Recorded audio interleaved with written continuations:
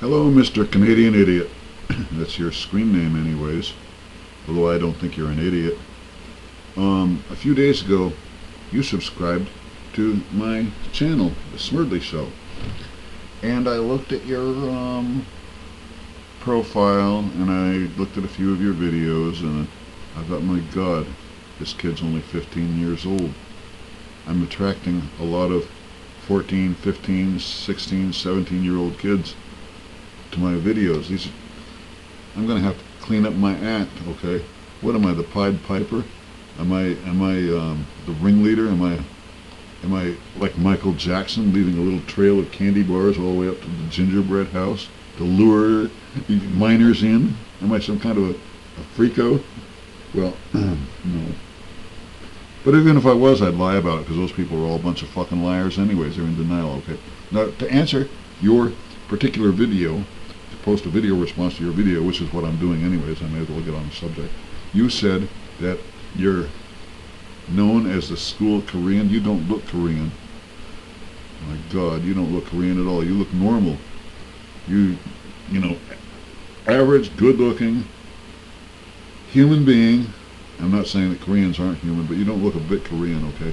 I think, oh my God, those Koreans are sneaky. They're shapeshifters. They can just transform their faces to look like anybody they want to, so they can infiltrate Canada, United States, or any place they want to, and kill people.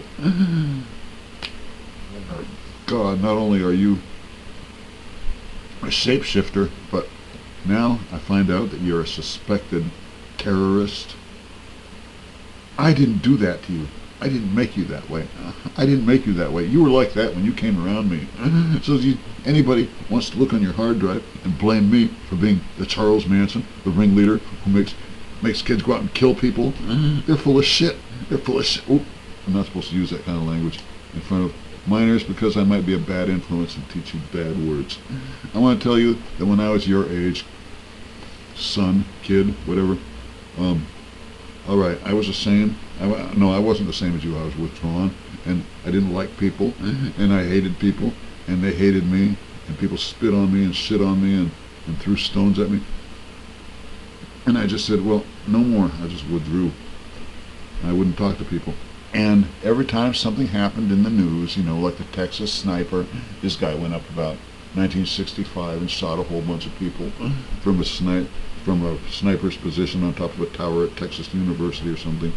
May have been the world's first school shooter. I don't remember. I didn't pay attention to the news back then. All I knew about the Texas sniper was it was just noise that came across on the TV at night, and I didn't pay attention to the news. And all of a sudden I started getting this shit from my parents. They were writing letters from school saying, your son's going to be another Texas sniper. He's just like them. And then when Lee Harvey Oswald shot John F. Kennedy and blew his head clean off his shoulders, your son is going to be a lone nut gunman, because he's weird and he makes weird things in shop class, and he got thrown out of art class for painting pictures of sunsets in watercolor wash with people being hanged by the neck and rotting in front of them. He's weird. He draws horrible things. He's morbid. And then when Bobby Kennedy got killed, your son's going to be another Sirhan.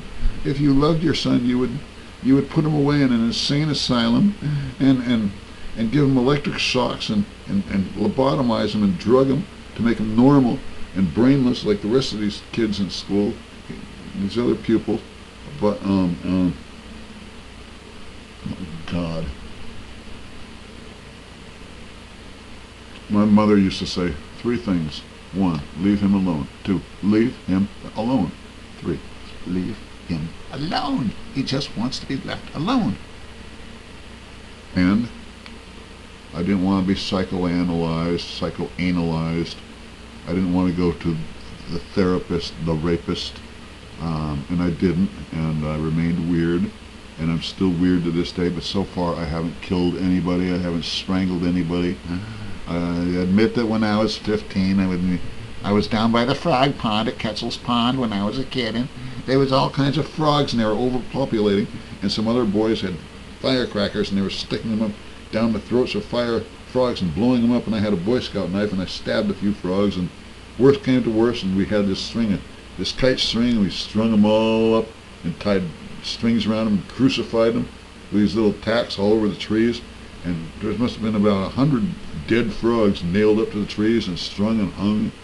I admit I took part in the horrible frog pond massacre, but I never graduated to mammals, and I never continued that behavior because I came back the next day and the sun was out and all these frogs had dried up like raisins, and they were like raisins hanging there with arms and legs hanging there, and there was flies buzzing around them. And there was a woman walking by with about 3 little kids behind her past the frog pond, and the kids were saying, "Mommy, look, look."